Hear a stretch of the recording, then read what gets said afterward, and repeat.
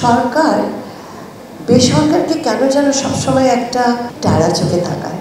আমাদের বেসরকারি জায়গায়, আমিও তো সেখান থেকেই এসেছি, এই জায়গাটায় অনেক ভালো কাজ হচ্ছে যেটা আপনারা অনেক সময় দেখতে পান না।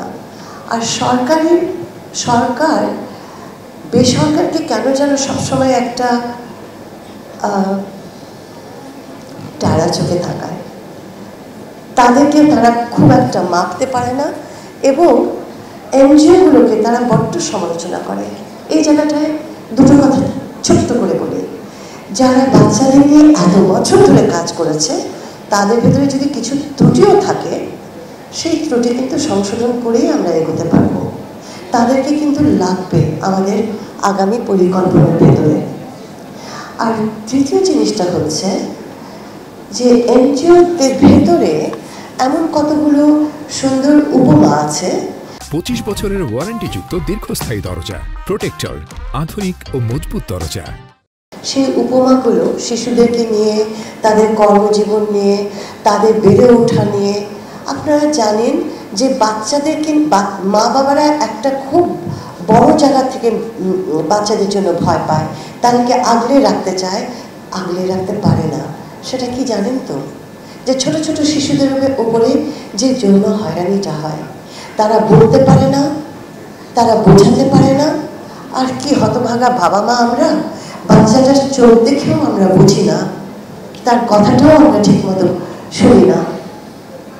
বলি, আপনার বাচ্চা যদি আপনার কাছে এসে কোনো কথা বলে, দয়া করে তাকে থামিয়ে দেবেন না, তার কথাটা শুনবেন এবং বুঝবেন যে ও ভয় পাচ্ছে, ও কি বলতে চাইছে আপনাকে।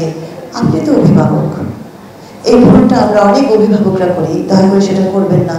বাচ্চার কথাটা শুনবেন। আমি একটু ফিরে যাই আবার আগের কথায়। সেই ভালো উপমাগুলো আমরা নিয়ে আসতে চাই। সরকারের ভিতরে ভালো কাজ হয়েছে, বাইরেও ভালো কাজ হয়েছে। বাইরে ছোট ছোট প্রতিষ্ঠানগুলো যেখানে যায়, আমি সম্পূর্ণ একমত হয়ে বলছি, সেখানে সরকার পৌঁছয় না। সেখানে শিশু শিক্ষা নাই, সেখানে শিশু স্বাস্থ্য নাই, সেখানে স্কুলগুলো চলে না, সেখানে বাচ্চারা ম্যালনারিশড, যে সেখানে বাচ্চাদের খেলাধুলার কোনো কিছু নেই। আমরা পাল্টিয়ে ফেলি। তাহলে প্রথম কাজ হচ্ছে আমাদের পরিকল্পনাটা করে ফেলা এবং যারা যারা কাজ করেছেন তাদের সকলকে নিয়ে, এমনকি আপনাদেরকে সাথে নিয়ে। আর এক কথার শেষ কথা হচ্ছে, এই দেশটা যে এত বড় একটা ক্রান্তির মানে একটা সংকটের জায়গায় পড়ে গেছে, এটা হচ্ছে লোভ, ঘৃণা। আমরা ঘৃণার রাজত্ব চালিয়েছি, আমরা লোভের রাজত্ব চালিয়েছি এবং সেই জন্য আমাদের কাঠামোটা ভেঙে গেছে।